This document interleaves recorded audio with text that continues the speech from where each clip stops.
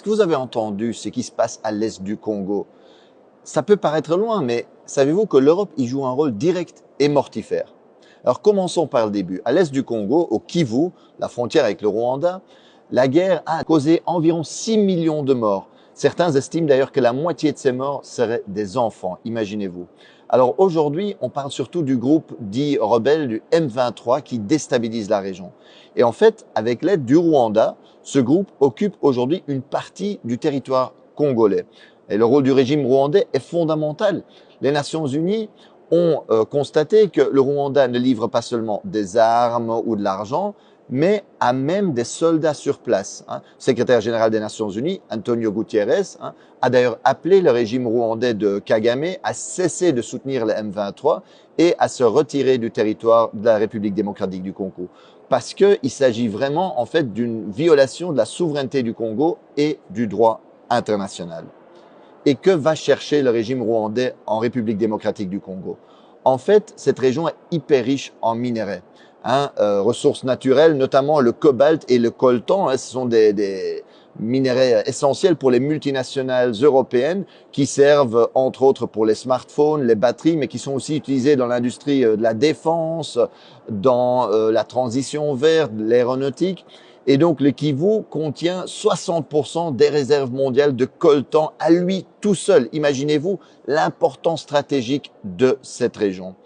En d'autres mots, la guerre, les massacres, la déstabilisation à l'est du Congo arrangent bien ceux qui veulent voler les richesses naturelles, les matières premières du Congo.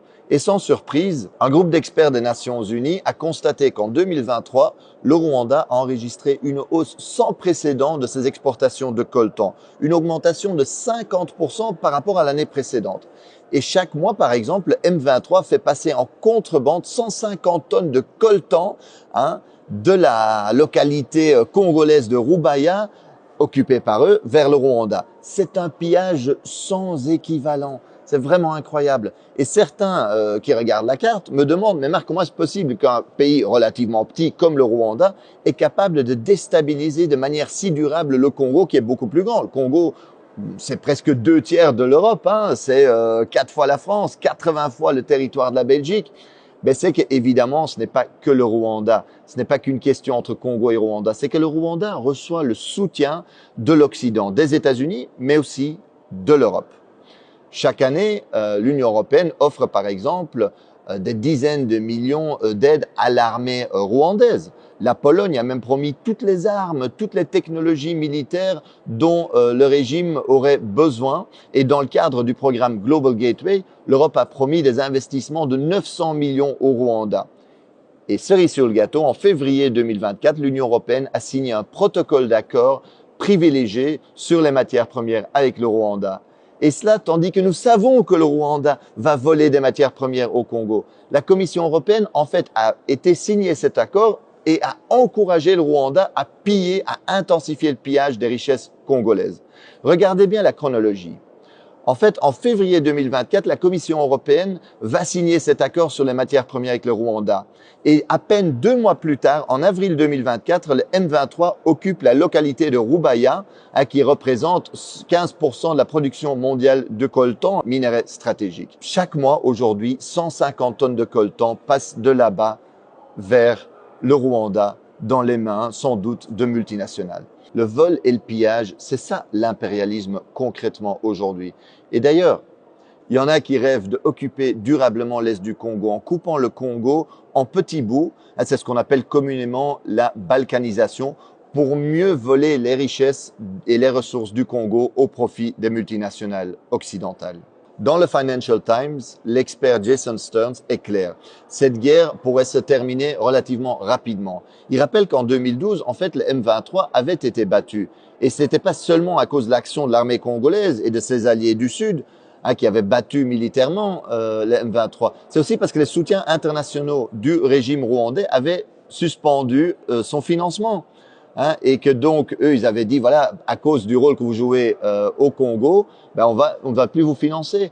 Barack Obama avait appelé Kagame pour lui dire d'arrêter le M23.